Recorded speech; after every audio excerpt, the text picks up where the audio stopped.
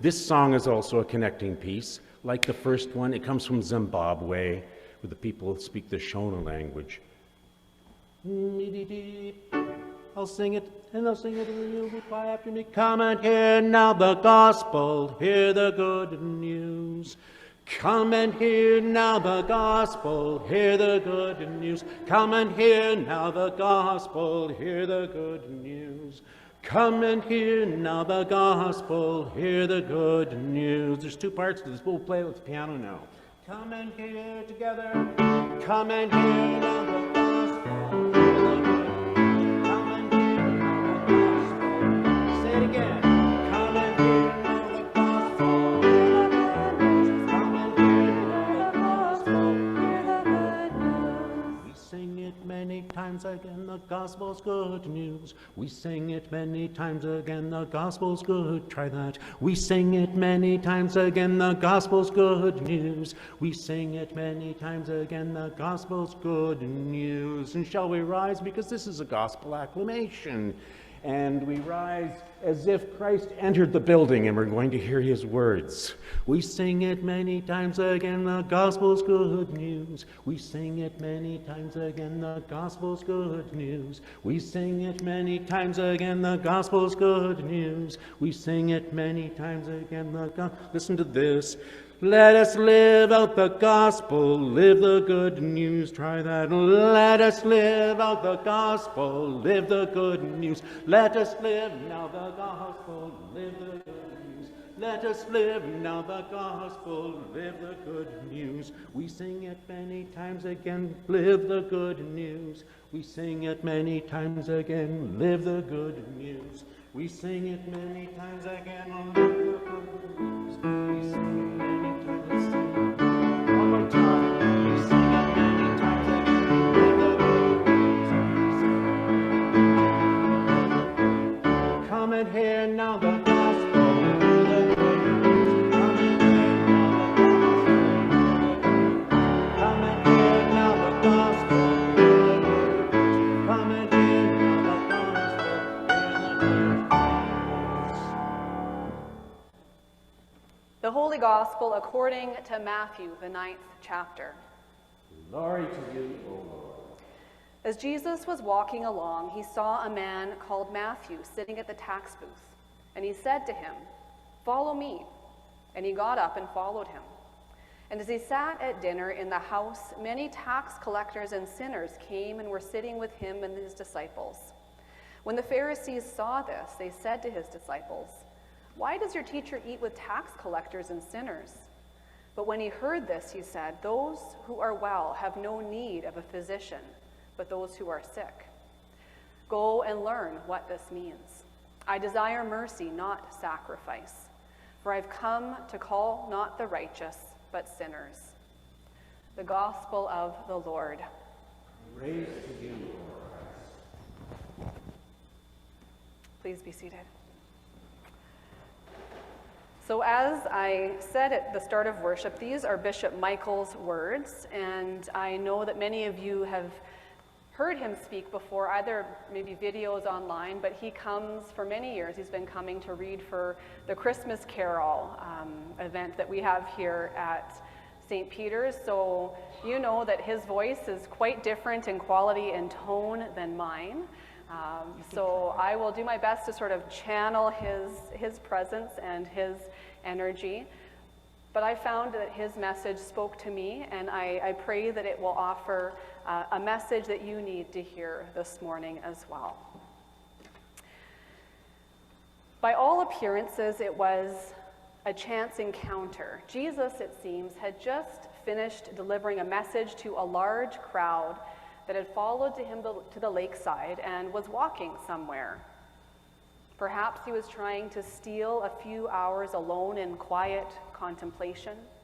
Maybe he was on his way to his next preaching point. Or maybe he was, in fact, looking for someone or some persons who would go with him and help him spreading this good news, this new gospel. Nonetheless, the scriptures tell us that he saw this man identified as Matthew sitting at a tax booth. As a matter of fact, that's just about all the scriptures tell us that Jesus saw him. There was no great parting of the heavens, no loud voices booming in the skies. Indeed, no indication that this man was anything other than what he appeared to be, a junior clerk in the Roman equivalent of Canada Customs, going about his daily business of collecting taxes from those who were transporting goods along the roads that Jesus happened to be traveling. But that was Jesus' way, wasn't it? Think of all the stories from the Gospels where Jesus saw what no one else saw. The widow who cast all her alms into the alms box. The woman he met one day at the well. The little tax man, Zacchaeus. In all of these instances and more, Jesus sees and he calls. It's an action repeated again and again through the Gospels, an action we see repeated again and again in the lives of any who have come to see themselves as followers of Christ from that time right until today. It's a great story, but it's not just Matthew's story or any other disciple's story for that matter. It's also my story, and it's your story. God has seen each of us and has called each of us. Not only the disciples or the bishops, pastors or deacons, but all of us. Even today in this gathering, we are all seen. We are all called to a new way of living, a new way of seeing, a new way of being. And that was certainly the case for Matthew. I'm not sure Matthew quite knew what he was in for when he got up and put the closed sign on the little window of his tax booth that afternoon. Jesus calls him and says, "Follow me." And then where does Jesus go? Well, he goes to Matthew's own house. And furthermore, it seems like he must have issued a few more invitations along the way, because the next thing we know, there's a whole crowd of tax collectors and sinners, as the Bible calls them, sitting in Matthew's dining room having a big party. Right? It's Jesus' particular take on guess who's coming to dinner. In the space of 2 verses, Matthew the taxman, Matthew the gatherer, the collector, becomes Matthew the giver, the distributor, the designated host. The gospel writer is using a narrative device, a storytelling method that provides a powerful description of the dynamics of conversion. Jesus sees, Jesus calls, Matthew answers in the affirmative, and immediately significant changes begin to happen in his life. It's not the healthy who need a doctor, Jesus said, but those who are sick. More and more of us are recognizing our own sickness, our own need of conversion to a new way of life. More and more of us are feeling like we're on treadmills that are running faster and faster and ultimately leading nowhere. Materially, we are, in global terms, the richest of the rich. Yet morally and spiritually, we're feeling more and more impoverished. It was described very well in an article I read recently, where an Indian teacher, lamenting the massive change being experienced in her country, said, "We are trading a simple life with high thought for a cluttered life with low thought." It was an observation that I didn't have a whole lot of trouble identifying with as a North American. The fact is, in spite of our riches, and maybe because of them, we're flirting with the disaster of a society without community, of life without meaning. In another recent article, Tanis Hellawell, a management consultant with the Banff School of Management, writes, Everywhere I go, I sense a chronic low-grade depression in people, a soul sickness. Many intelligent, hard-working, well-educated people are feeling as if they have sold their souls for a paycheck. Do you recognize what she's talking about? Of course you do. And all of this carries profound significance for us when we reflect on the nature and the mission of the church. I think there's a lot of receptivity to hearing Jesus' call to a new way of living, a new way of being and seeing.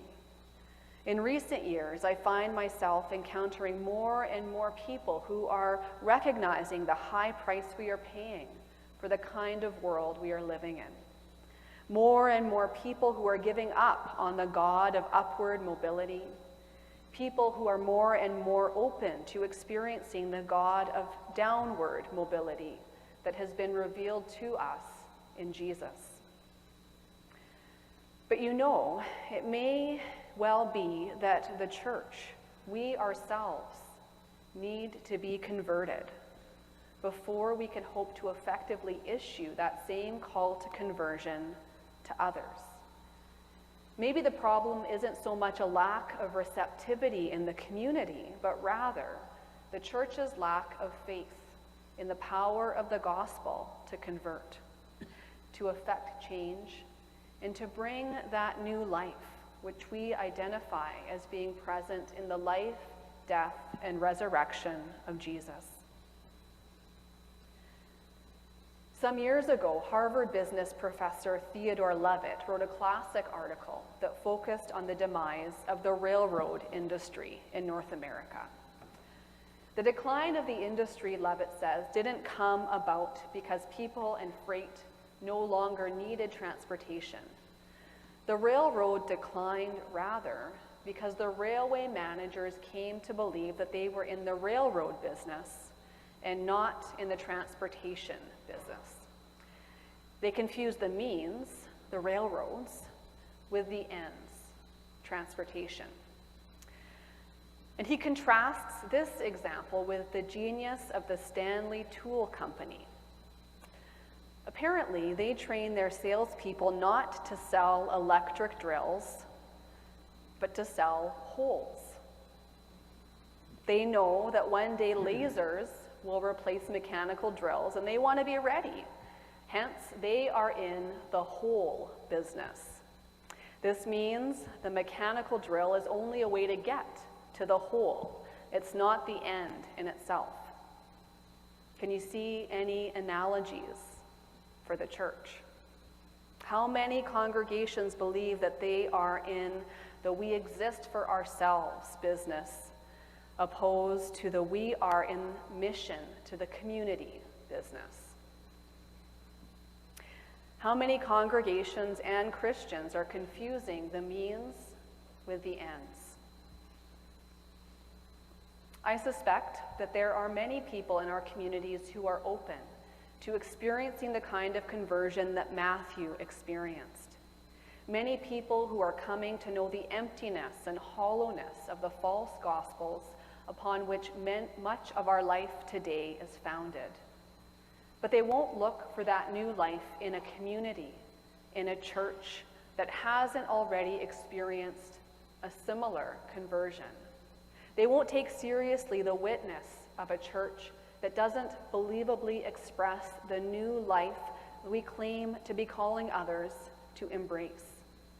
They won't be drawn to the life of a church which appears to be more interested in church business than in the God and people business. Matthew was called to leave one way of life and embrace another. The question his story presents to us is a simple one. What am I, as an individual being, called to leave and called to embrace? What is it that we as a church are being called to leave and called to embrace? May God give us the courage to ask those questions in sincerity and truth, along with ears that are open to hearing the answers God would have us hear, and then gift us with the resolve to act decisively in response. Amen.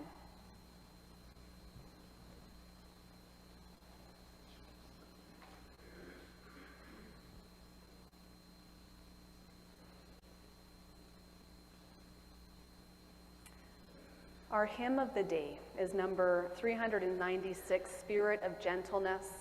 And as I was thinking of a hymn, this felt like the prayer that we need as we think about call, as we call together and pray for that Spirit to come among us as it needs to help us respond as we are called. So I'll invite you to stand as you are able as we sing together.